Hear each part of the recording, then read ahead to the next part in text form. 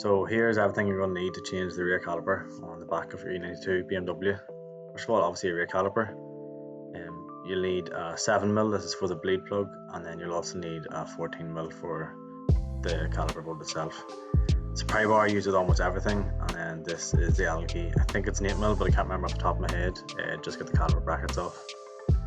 Now if you have access to a brake bleeder, that's going to make the job a lot easier, but if not, you can do it in a manual process. And then of course just to have a drain pan here, just for anything to drain into. I found it easiest if you jack up the rear arm itself, because it'll give you easier access to this bottom caliper bolt here.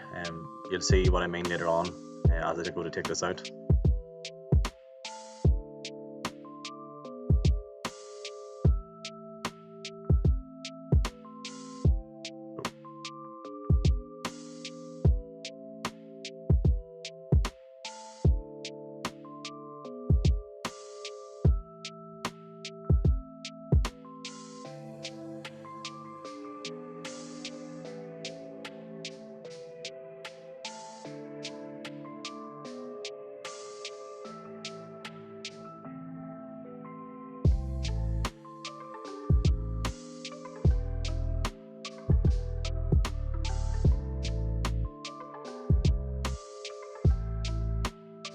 This is where you'll see you can get a lot easier access if you lift that rear control arm up, just to get at that bottom caliper bolt a wee bit easier.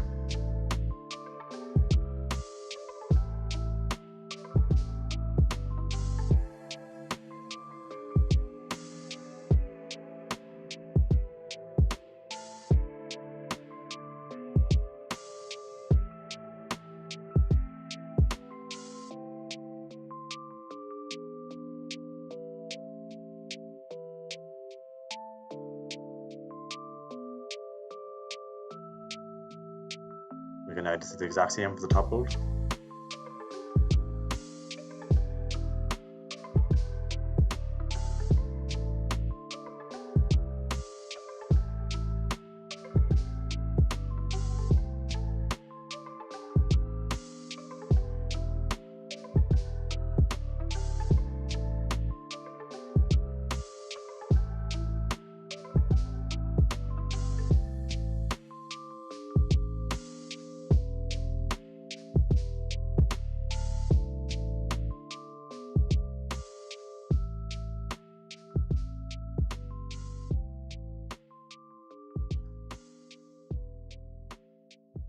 This caliper was actually seized, and that's why we're replacing it at the moment, so it was a wee bit more difficult to get off, but if you pry above and below and just rock it back and forth, you should be able to get it off easy enough.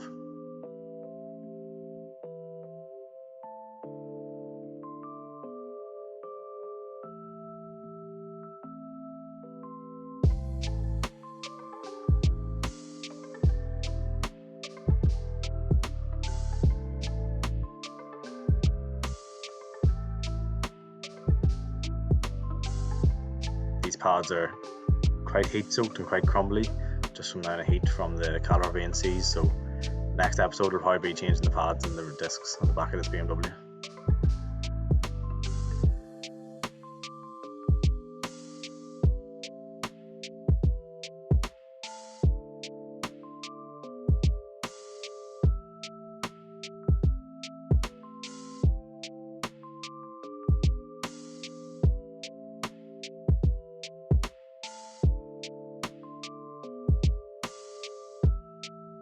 You just want to crack that line open. You don't want to turn by that line because the line itself won't twist. So once you have a crack open, hold the line in place and then rotate the caliper around to remove.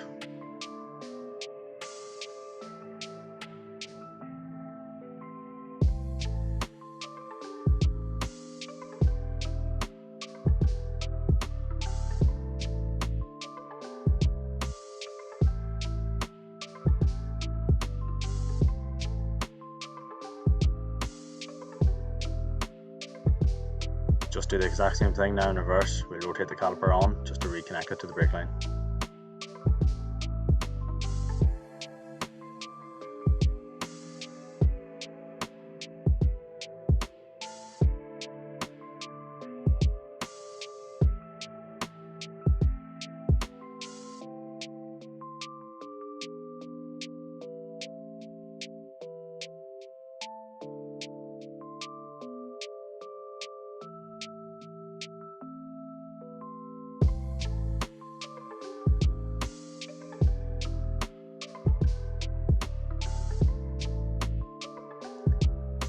It's always a good idea to clean up these caliper slide pins.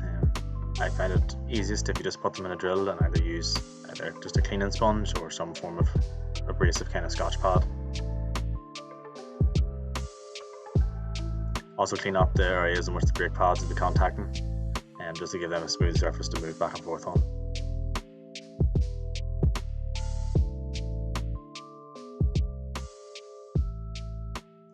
Always apply whatever grease you want to these slide pins. I'm using copper grease here at the moment.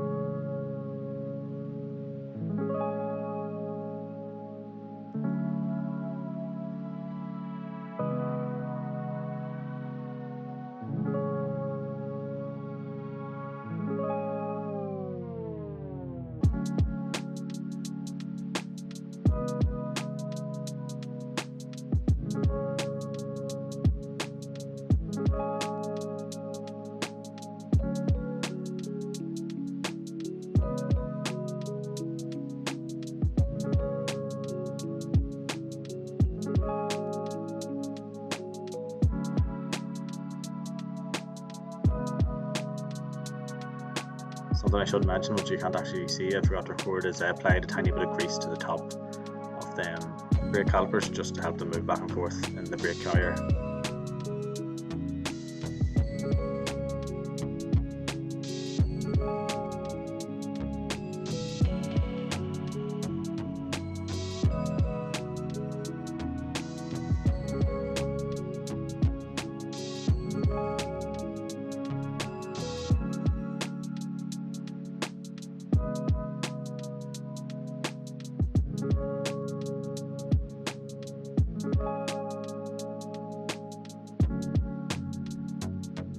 What we want to do before we actually start bleeding the brakes is just open the brake fluid reservoir cap. It's located in the top left of the engine bay in these cars.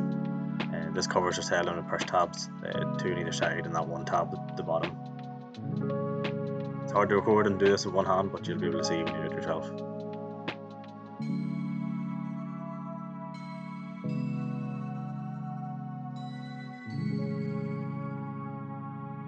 As you can see, the brake fluid's up at the max, and we're just going to crack the cap off, and we'll double check that again after we're bleeding.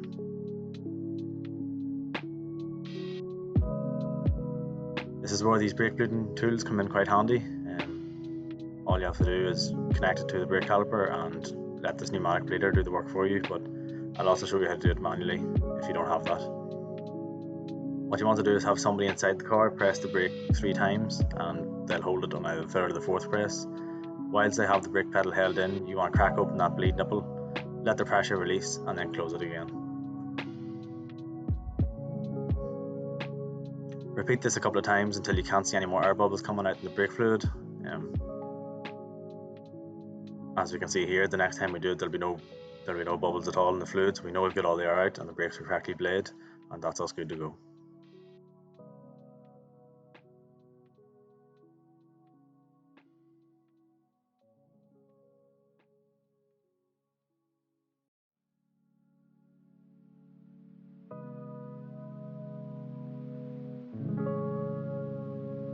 With that done, just remove the brake bleeding hose, put back on the cover.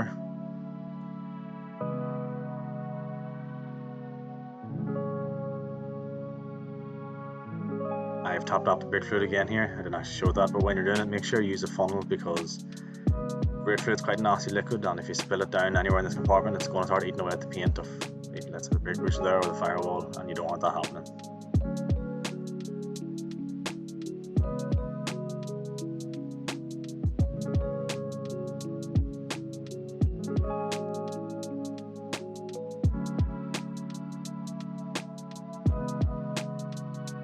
Again, this is hard to film in one hand, but we'll just get everything back together. We get all these clips in.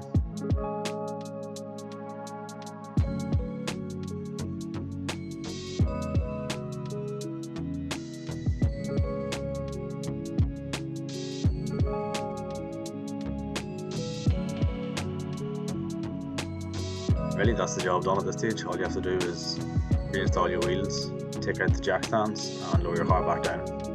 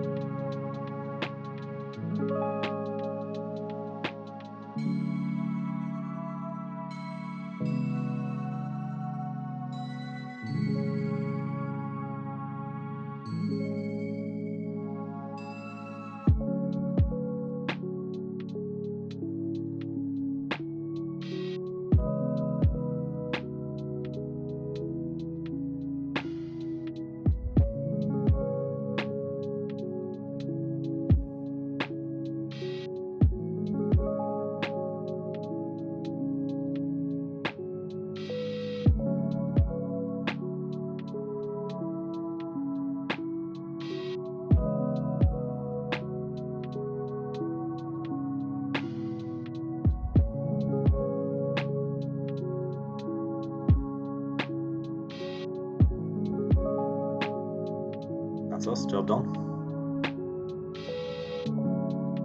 Don't forget to torque your wheels.